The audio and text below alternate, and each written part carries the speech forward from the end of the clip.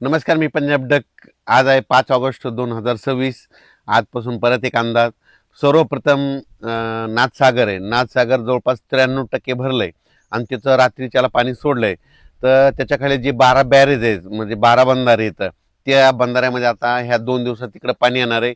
नदीकाठच्या शेतकऱ्याने आपण आपल्या मोटर असेल तर काढून घ्या, वरी घेऊन ठेवा, कारण की कोणत्याही क्षणी पाणी येऊ शकतं. आपली जनावरे नदीच्या काठी आता चरायला सोडू नका, बांधून देखील नका, कारण की पाणी गोदावरी नदीकडून डायरेक्ट नांदेडकडे पाणी येणार म्हणून हे लक्षात यायचं.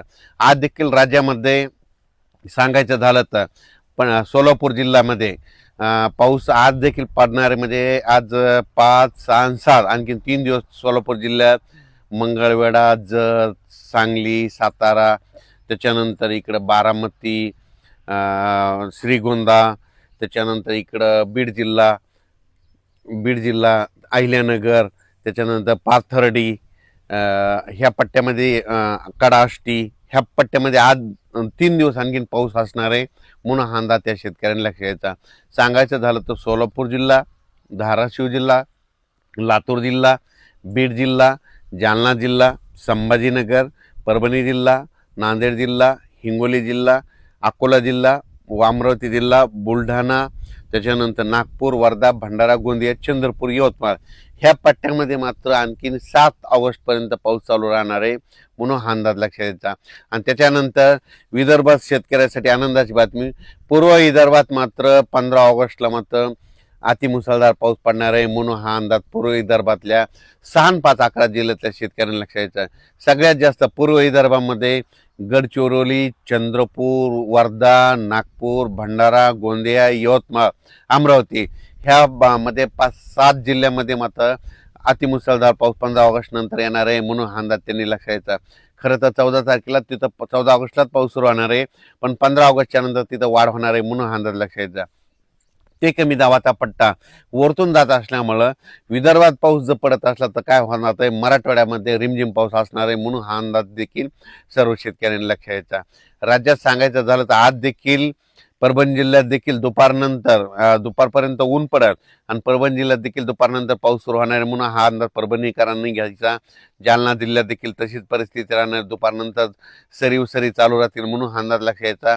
त्याच्यानंतर संभाजीनगरकडे देखील सरी चालू राहतील म्हणून हा अंदाज लक्षात यायचा. बीड जिल्ह्यात देखील सरी राहतील म्हणून अंदाज लक्षात यायचा. लातूर जिल्ह्यात देखील सरी चालूच राहतील म्हणून हा अंदाज लक्षात यायचा. नांदेडकडे देखील सरी चालूच राहतील.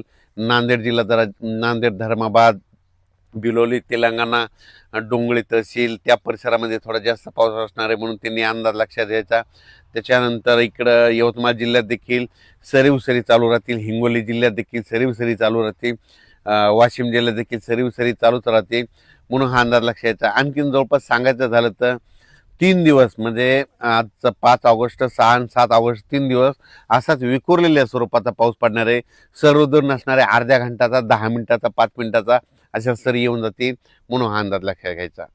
म्हणजे रत्नागिरी, रायगडपासून ते पालघर इकडं नाशिकपर्यंत त्या पट्ट्यात मात्र आज पाऊस परत पुन्हा जास्त सक्रिय होणार आहे म्हणून हा अंदाज लक्षात येतात. महाबळेश्वरला पाऊस सुरू होईल, पुण्याकडे देखील रिमझिम पाऊस सुरू होईल.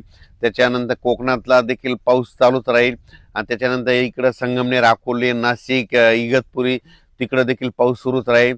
त्याच्यामुळे काय होईल, नंदुरबार जिल्हा, धुळे जिल्हा, जळगाव जिल्हा तिकडं रिमझिम पाऊस सुरू राहील, सरी येतील म्हणून हा अंदाज लक्षात घ्यायचा. 4 ऑगस्टला काल दिवस मावळत असताना तांबडा आभाळ झालं होतं पश्चिमेला. ज्या ठिकाणी झालं ना तिथं 72 घंट्यात त्या ठिकाणी वरुणराजे हजेरी लावणं हे वाटल्यास निसर्गाचं कारण हे लक्षात ठेवा. तुम्हाला सांगू इच्छितो, इंदापूर, पुणे, त्याच्यानंतर इकडं पंढरपूर, सोलापूर, त्याच्यानंतर इकडं बीड जिल्हा, लातूर जिल्हा, जालना जिल्हा, परभणी जिल्हा, बुलढाणा जिल्हा, अकोला, अमरावती, यवतमाळ, हिंगोली, वाशिम, नांदेड, त्याच्यानंतर वर्धा, नागपूर, भंडारा, गोंदिया, चंद्रपूर, यवतमाळ ह्या पट्ट्यात मात्र आणखीन 3 दिवस सारखा पाऊस चालू राहणार आहे म्हणून हा अंदाज लक्षात जा.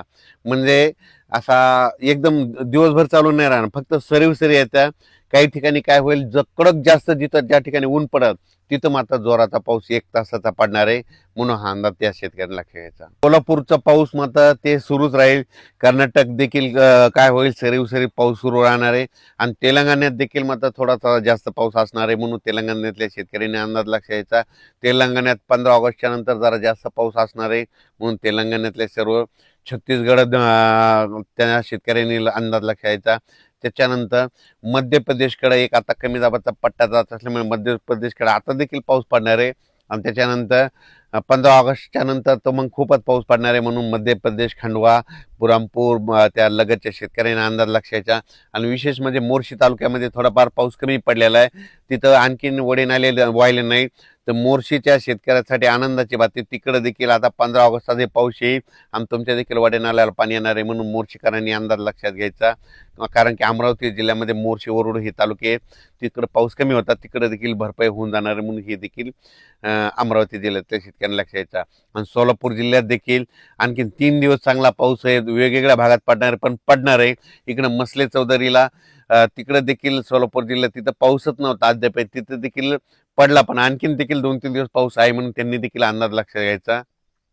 करमाळा, श्रीगोंदा, कडा, आष्टी त्या परिसरात देखील थोडाफार पाऊस कमी होता, तिकडे देखील ह्या 2 दिवसात 3 दिवसामध्ये ती देखील पडून जाईल. सरीव येथील पिकाला जीवदान भेटेल असा पाऊस पडून जाणार आहे, म्हणून हा अंदाज लक्षात घ्यायचा. अचानक वातावरण बदल झाला तर परत एक मेसेज दिला जाईल. धन्यवाद.